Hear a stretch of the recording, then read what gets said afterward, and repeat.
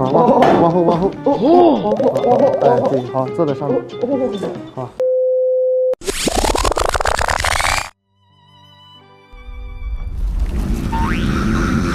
不知道你身边是不是有这样一个葫芦娃，他晚上睡在你身边，夜夜开着拖拉机，让你无法入睡。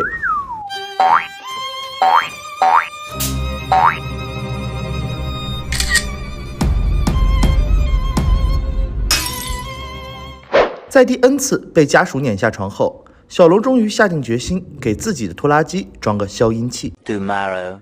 小楼网购了某宝销量前几名的止鼾神器，多个神器齐上阵，他很自信，今晚就会终结自己作为人力发动机的命运。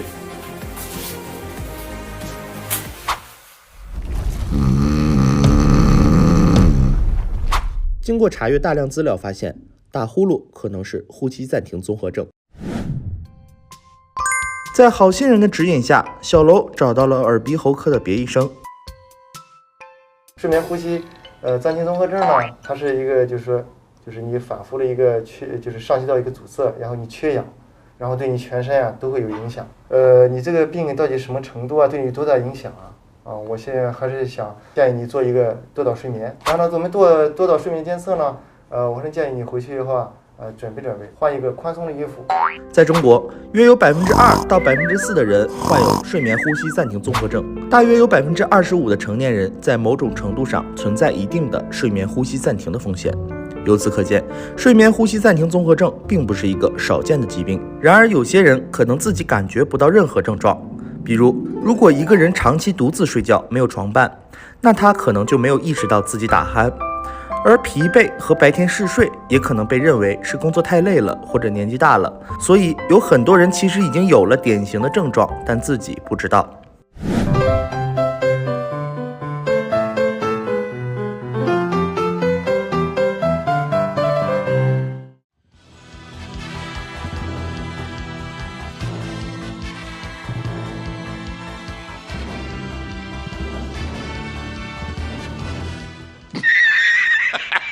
晚上8点，小楼准时出现在了别医生面前。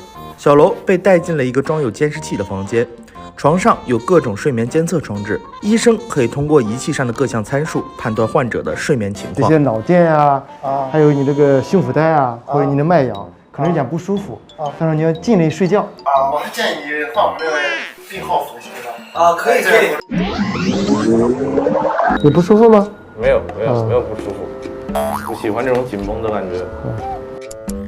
花费了半个小时，医生终于把仪器给小楼戴全了。你稍微坐一下，因为你这太胖了，我这个我太胖了。对，这个仪器的受到了暴击。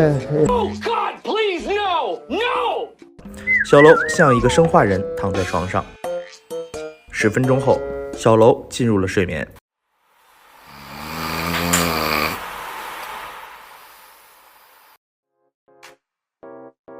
第二天早上，小楼的检测结果出来了。这个就呼吸暂停与激通器，就是 AHR 的指数是32每小时，你可能有32次的呼吸暂停或者激通器。标准呢 ，AHR 呢，诊断的标准，如果是小于5，就是每小时5次的话，我们就是算是正常。那我这个是挺严重的。你这个是重度。呼吸暂停综合症可以引起间歇性低血氧、睡眠结构紊乱。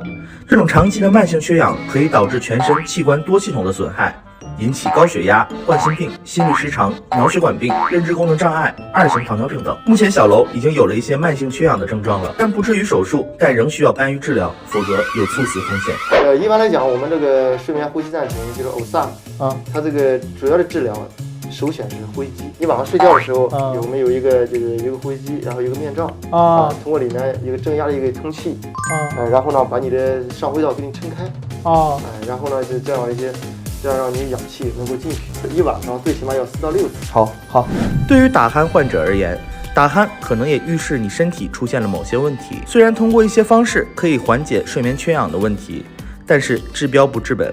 减肥、戒烟、戒酒、保持锻炼，可以尽量降低患呼吸暂停症的风险。因此，关注打鼾很必要。